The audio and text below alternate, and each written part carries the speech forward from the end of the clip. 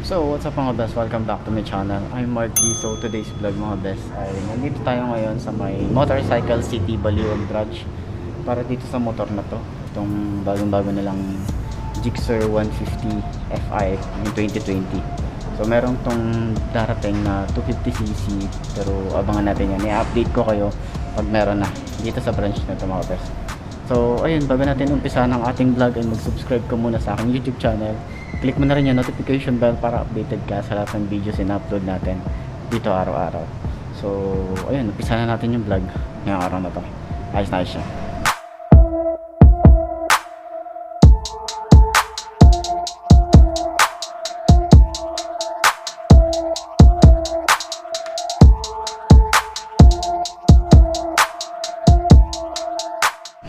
So, ayun nga mga best, no. Ito, Gixxer 150.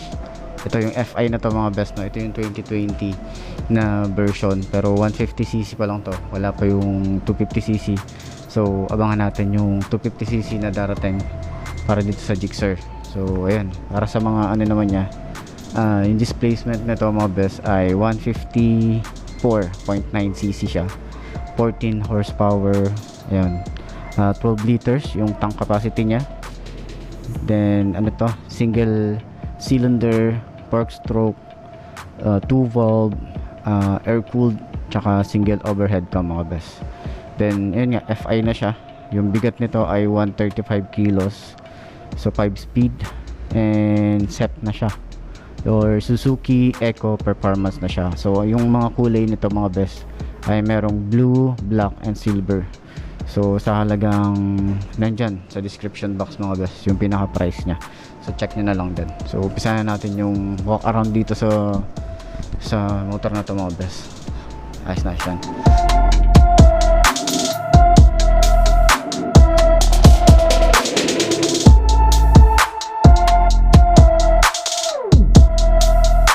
So yun, dito sa headlight nya, yan,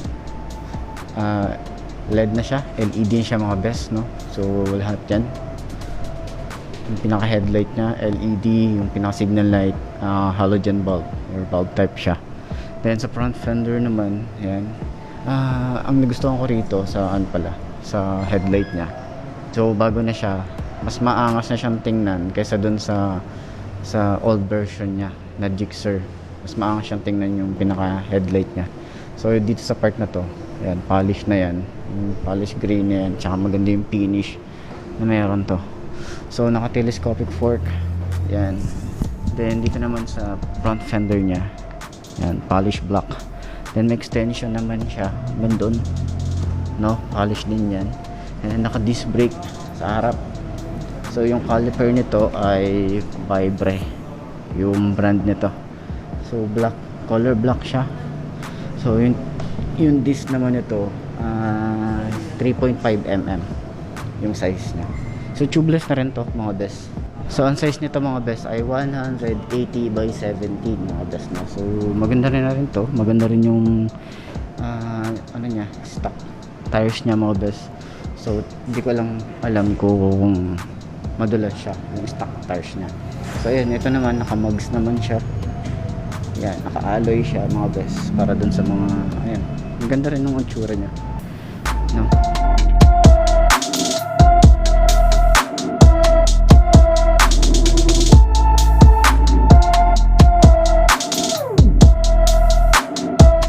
So ayan, sa side na to, nandito naman sa sa ilalim yung pinaka-busina. So yung design niya, no? Ayan, open naman siya sa side niya ito. Ito yung makina. So ito may pagka carbon fiber na to. Yan. Then naka single head shifter, no? Naka sleeper clutch mga best. So side stand, tapos yung pinaka ano nito, putag naman niya, yan, natitiklop naman siya pero bumabalik din.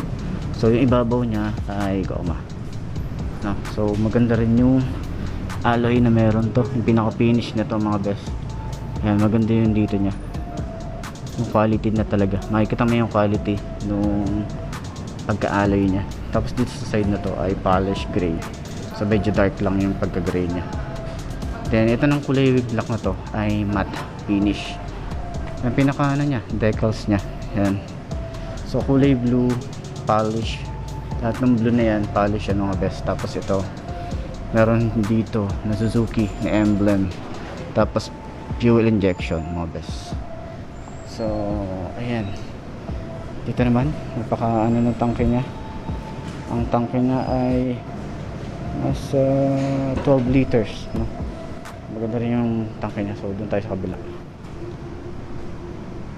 So ayan mga best, no. Ayan, pinakatangke niya, maporma din yung tangke na meron to. Tapos ano siya, ito, maganda yung pagka-blue nito. May pagka-glitters yung pagka-blue niya. Napakaganda niyan tingnan, no? Maangas din. Tapos dito sa side na to, para dun sa paa niya or sa tuhod, no, sa tuhod nyo rito, yung comfort niya rito mga best. Yun yung kagandahan doon, may comfort na rin siya. So malaki yung tangke niya. Yun, napiflip naman yung unlock ng tangke. Yan, okay din siya, no? Yan, medyo maliit lang yung side mirror niya. Ito yung pinaka side mirror niya. Hindi siya ganun kalaki, pero cute lang din siya.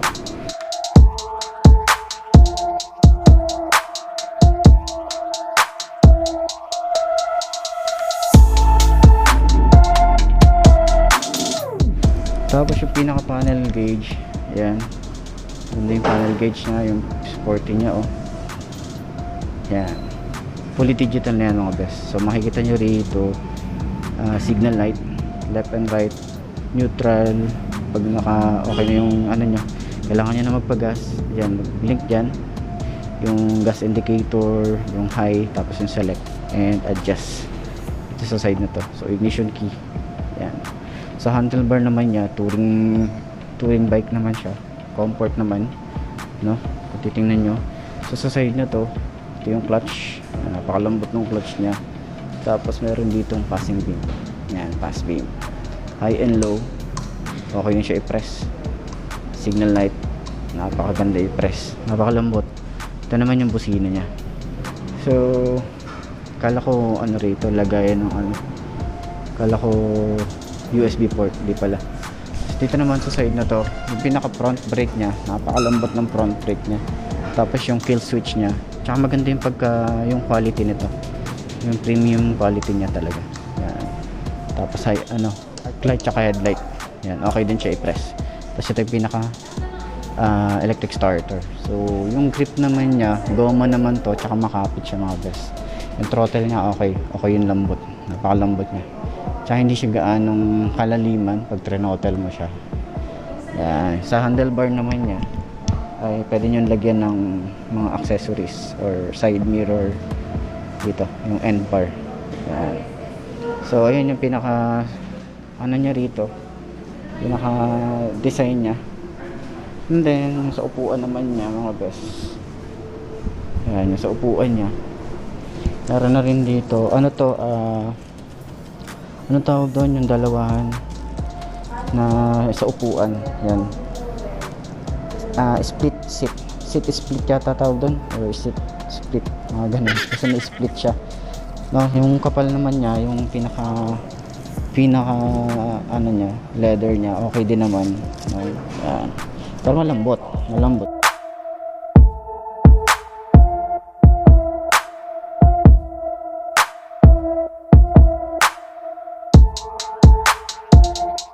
Parang hindi siya magaan makapit dun sa puwet, no? Depende lang siguro sa susuotin nyo, no? Ako kasi lagi akong jogging pants, tapos yung leather niya okay din, no? Iba rin yung design. Para rin sa angkas, mataas siya, taas. Ayan. Tapos ayan, yung pinaka rear brake niya okay din. So bakal to mga best. Ito naman yung napiflip yung pinaka foot peg niya o pinaka footrest niya mga best. So goma naman siya, no? So bumabalik yan pag piniflip. Ito naman pinaka tangke. So 850 ml yung pinaka engine oil niya. So meron din tong indicator dito sa baba na pwede nyo ma-check, yung ma-monitor yung oil niya kung pwede pa siya or medyo maitim na siya. Yan, set na rin to, or SEP or Suzuki Eco Performance. Yan, yung sa ano naman niya, sa alloy naman niya dun sa rider ay sa angkas mga best, ay ayan, flip naman siya. Yun yung kagandahan doon, yung nag-click siya. Ayan o. Ayan, nakalock siya. Hindi siya basta-basta bumababa. So ayun, dito naman yung pinaka-alloy niya ay medyo magaspang yung finish nito, yung kulay itim na to, no? So isa sa mga nagustuhan ko rito yung tangke niya, no? Yung pinaka-forma niya, ayan, napaka-aggressive nung looks na meron pa mga best. So hindi mo mapapansin na 150cc, mukha na siyang big bike. Parang ito 200cc to, tapos ito 400cc ng Ninja. Yan, so mukha na siyang big bike talaga sa 150cc. Tapos yung bigat niya ay nasa 135 kg, no? Napaka-aggressive ng look na meron to. So maganda yung combination ng blue and black para sa kanya. Then dito naman, ang isa pa rin sa mga nagustuhan ko rito, bukod dun sa headlight niya, tapos sa panel niya, sa digital panel niya, tsaka sa handlebar, itong exhaust.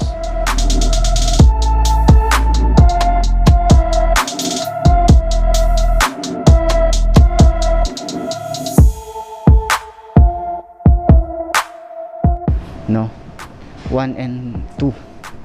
Yan, exhaust na siya. So napaka-angas, 'di ba? Napaka-stylish nung ano niya, nung exhaust niya. Napaka-angas nung ano, pwede mo 'tong maging logo. Ano? Ganda ng exhaust niya. Ito stainless to, mga guys. Tapos dito naman yung pinaka-cover niya, stainless din. Yun yung nagpaangas sa kanya dito. Napaka-angas, 'di ba? Ayos na ayos, ganda. Tapos meron na rin to, naka monoshock na rin. Ayan, napakalaki ng shock na meron to. Meron na siyang tire hugger. Sa tire hugger niya, nandun na rin yung chain cover, mga best. So naka disc brake din sa harap, ay sa likod, mga best. Ayan, naka disc brake. So meron din siyang mudguard. Ito. Ayan, yung pinaka design niya. So bukod sa may mudguard na siya, meron pa siyang rear fender. Ayan. So wala na kayo dadagdag, yan na yan, dyan na yan, kasi merong mga naglalagay din ng mga ganito, no? So ayan, meron ka ng mudguard, meron ka pang rear fender, sigurado di ka na mapuputikan, no? Ayan, naka mugs din sa likod. Tapos ang size naman ng likod na to ay 140 by 60 by 17, mga best, no? Okay na okay din siya, ka disc brake, yan.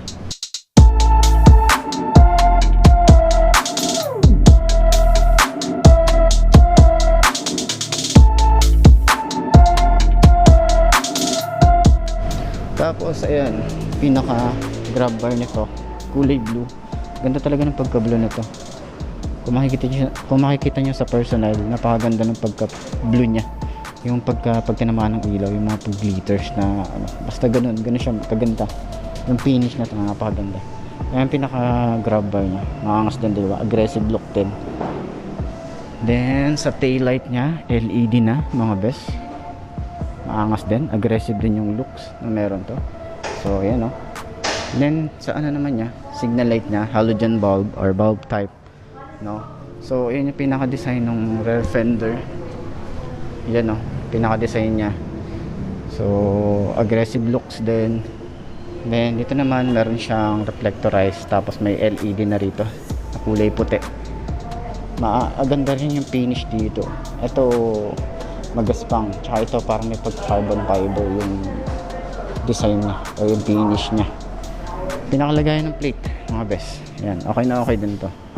So ayun, puntahan nyo na lang dito sa may Motorcycle City Baliwag para dun sa mga mag-i-inquire nitong Gixxer 150 Fi nila ngayong 2020.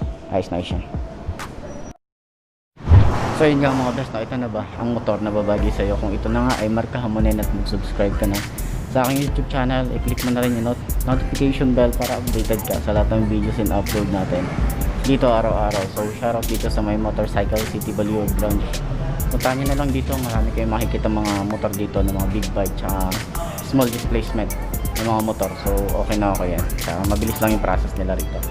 So yun, hanggang dito na lang. I'm Mark P. Ciao. Lagi niyong tatandaan, wala sa brand ng motor ang itatagal yan, kundi nasa pag-aalaga mo yan, tatagal yan. Ayos na ayos yan. Bye bye.